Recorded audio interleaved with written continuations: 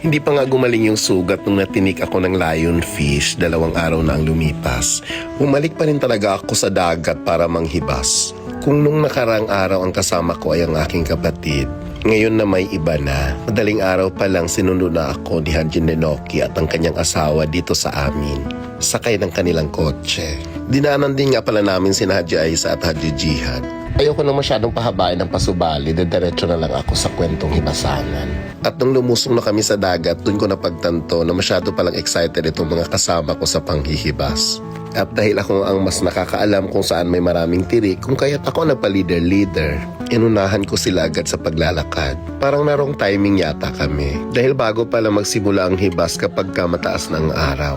Magkagayon pa may, naging mapalad pa rin kami dahil marami rin kaming nakuhang samut-saring lamang dagat. Nagpakasasaka kami sa pagpulot ng mga tirik, kuno na lang sabihin sa amin ng dagat, "O asya, magpakasawa kayo, kunin nyo na lahat ang mga pag-aari ko at nang mabusog kayo." O di ba nga, parang buang lang. Paano ba naman kasi pinagsalita ko na rin ang dagat sa aking kwento.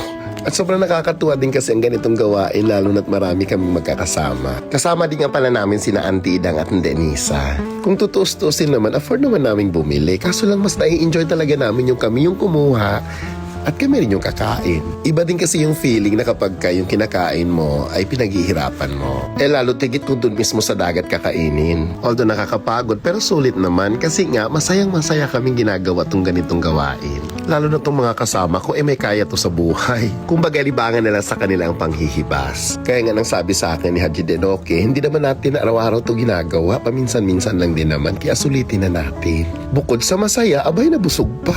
Kaya nagkaroon agad kami ng pagpaplano na sa susunod naming panghihibas ay mas marami na kaming iimbitahang makakasama. At paniguradong kapag mas marami, mas masaya. O siya, hanggang dito na lang muna. God bless you all. Assalamualaikum warahmatullahi ta'ala wal barakatuhu. This is your Tita Res at your service.